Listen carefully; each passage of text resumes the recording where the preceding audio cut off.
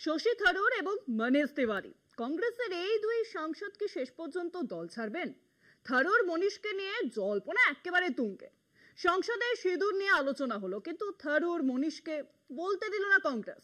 শশী জানিয়েছিলেন অপারেশন সিঁদুরের সমালোচনা করে তিনি কিচ্ছু বলবেন না।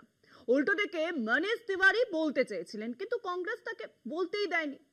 তাহলে কি থারুর তিওয়ারির বিজেপির দিকে পা বাড়িয়েই দিলেন?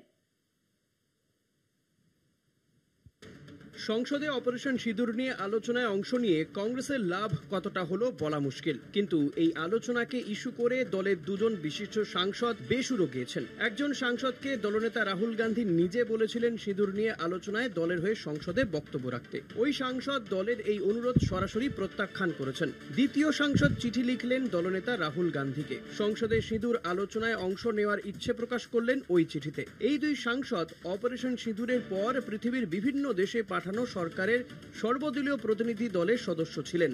প্রথম সাংসদ শশী থারুর, দ্বিতীয় সাংসদ মনীষ তিওয়ারি। সবচেয়ে আশ্চর্যজনক দিক হলো শশী থারুরের নীরবতা।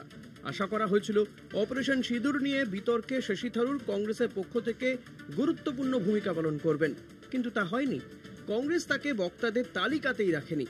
দিল্লির অন্দরের খবর, শশী থারুরকে অনুরোধ করা হয়েছিল পেহেলগাম হামলা এবং অপারেশন সিঁদুর নিয়ে বিজেপি সরকারের বিরুদ্ধে বিরোধী পক্ষের অন্যতম মুখ হয়ে সংসদে কথা বলার জন্য।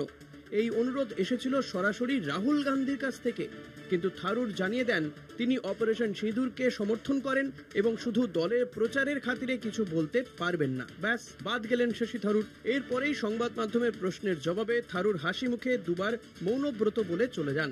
এই মন্তব্যের পর থেকেই তাঁকে নিয়ে নানা জল্পনা শুরু হয়েছে। কংগ্রেসের তরফে সত্যি কি শশী থারুরকে বয়কট করা হয়েছে? তাকে কি কোণঠাসা করার চেষ্টা চলছে?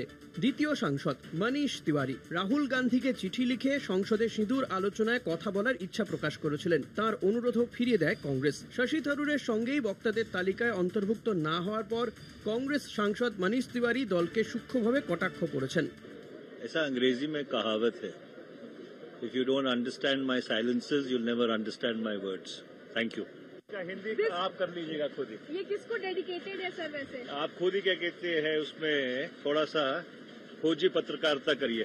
অপারেশন সিঁদুরের মতো গুরুত্বপূর্ণ বিতর্কে কংগ্রেস এই দুই স্পষ্টভাষী বক্তাকে বাদ দেওয়ার পর দলের অভ্যন্তরীণ দ্বন্দ্বের জল্পনা আরও বাড়িয়ে দিয়েছে। প্রশ্ন উঠেছে, এই দুই সাংসদ কি শেষ পর্যন্ত কংগ্রেসে থাকবেন?